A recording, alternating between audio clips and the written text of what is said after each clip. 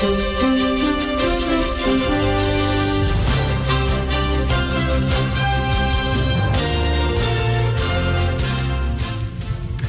everyone, thanks for joining us. Time for the Joy Business Report. Coming up this morning, Ghana National Chamber of Commerce and Industry petitions Finance Minister to review VAT law in the 2024 budget.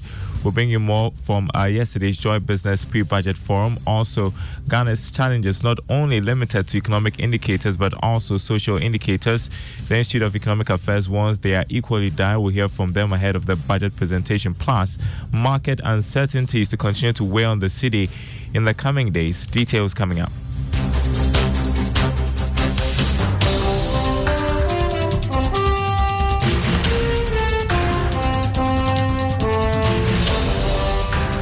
Thanks for joining us, everyone. It's the eve of the budget presentation. My name is Darryl Kwao. Hello to our friends listening from Koforidua on KTU Radio. First up, Chief Executive of the Ghana National Chamber of Commerce and Industry, Mark Bedu-Aboagye, has disclosed that the group has petitioned the Finance Minister to review the current value-added tax law.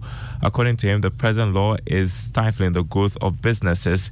He spoke on the Joy Business Pre-Budget Forum ahead of the presentation tomorrow by the Finance Minister.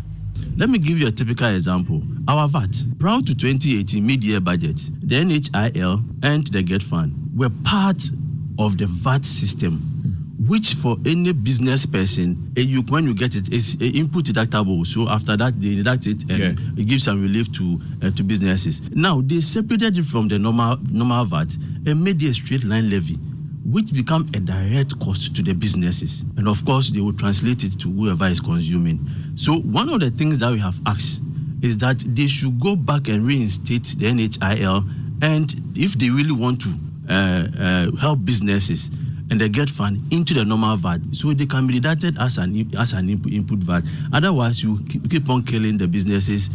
That was Chief Executive of the Ghana National Chamber of Commerce and Industry, Mark Bedu-Aboagye. The Ghana Union of Traders Association was part of the forum, imploring government to use the 2024 budget to institute pragmatic measures that will drive revenue mobilization rather than the introduction of new taxes or increasing the taxes. The group contends the continuous increment in taxes is having a major toll on the survival and sustenance of businesses. Revenue enhancement dwells on compliance. We virtually have this compliance because of the way we've structured our tax system. We have to adopt efficient and pragmatic ways of tax collection rather than piling the taxes on and on where people cannot even afford. And that has been the bane, that we do not even achieve our revenue targets, even though the amount of taxes is very high. We can hear next from economist and professor at the University of Ghana Business School, Professor Japoma Jekedako, who is advocating some critical attention to be paid the agric sector in order to reduce food imports. According to her, the sector has been neglected despite many government initiatives to boost manufacturing in the services sector. In fact, if you look at the contribution of the agric sector to GDP, it lags behind the services sector, clearly indicating that we have neglected the agric sector in much of the things that we are doing. What sorts of incentives are we providing for farmers?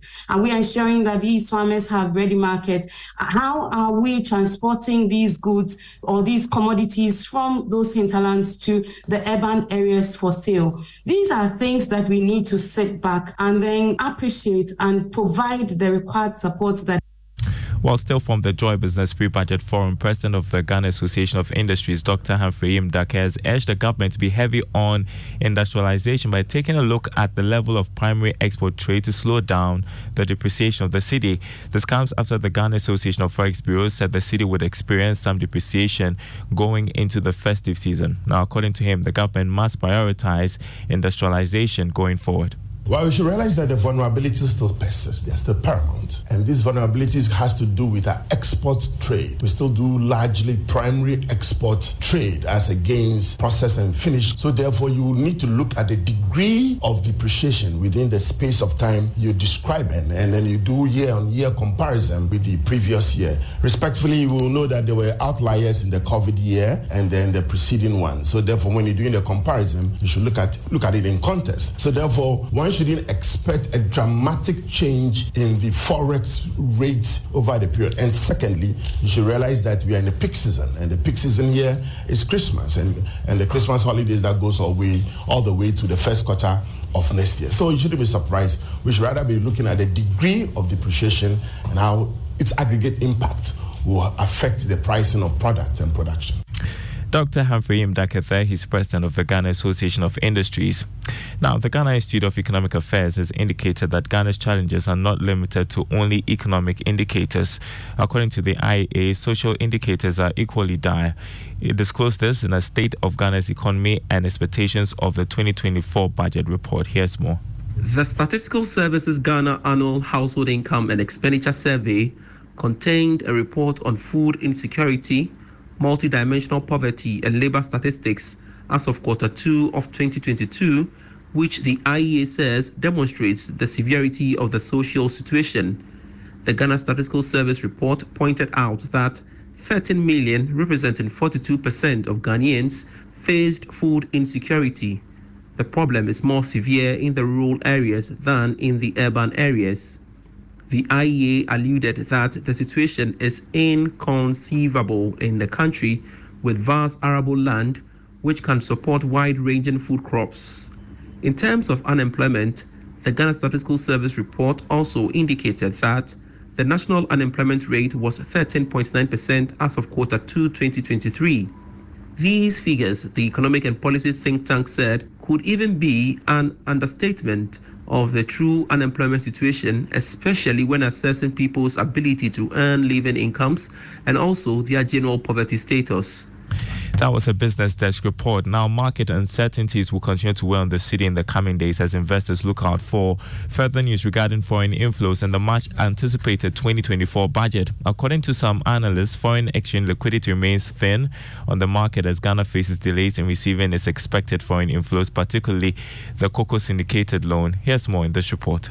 The delay in the foreign inflows has dampened investor confidence, which impacted the cedi last week. Additionally, the Bank of Ghana's sports market intervention has been limited for the past 2 weeks, widening the demand-supply gap. As a result, the local unit closed weaker last week against the major trading currencies. It depreciated by 0.5% against the US dollar, 1.35 against the pound, and 1.56 to the euro on the retail market. This took the year-to-date depreciation of the cedi to the dollar to almost 12%. Conversely, the cedi fell to 0.19% week on week against the dollar on the interbank market, taking the annual depreciation of the cedi to almost 23% to the dollar. Analysts had earlier said the outlook of the Ghana cedi hinges on the timing of the anticipated foreign exchange inflows from the Cocoa syndication loan and the second tranche of the International Monetary Fund. Well, let's take you to the currency market this morning. The dollar going for 12 cedis, 13 pesos. The pound going for 14 cedis, 78 pesos. And the euro going for 12 cedis, 85 pesos. Some aviation news now. More airlines are benefiting immensely from the pickup in passenger arrivals at the Kotoka International Airport. The development has forced some of them to increase frequencies to Accra as well as introduce new scheduled flights to the country. British Airways is one of the airlines and says it has benefited from this. Its Chief Officer for Planning and Strategy, Neil Alan Chernov, has been speaking to Joy Business. The demand, I would say, is at or exceeding 2019 levels, specifically, as I said, across Accra, specifically between Ghana and London. And so we have seen strong demand development there, probably stronger demand recovery than we have seen in routes in other regions that we do fly to. That's the fact that the demand has picked up and that is impacting on you. Yeah, having strong demand, makes the flight very successful, and is what obviously leads us then to say, hey, we should add more capacity because it looks like the demand is exceeding the supply that we have in the market. And it's part of the reason why since 2022, we have had, as I mentioned, our largest aircraft second to the A380 in order to provide the most seats into the market. Chief Officer at the British Airways in charge of planning and strategy, Neil Alan Chernoff, let's turn to Investor Eye today. Be careful of online investment schemes that promise huge returns in a short period. Don't be tempted to invest in such schemes because you could lose your money. Let's listen to Senior Manager in charge of Risk Management Department at the Securities and Exchange Commission, Zakaria Haruna Baba. One thing people should look out for, somebody's running business. You don't know who is running that business. What it tells you is that, you invest. Sometimes they say, bring 100 cedis, invest 100 and get 2,500 in the poster with 30 minutes of trade. You get this percentage. I mean,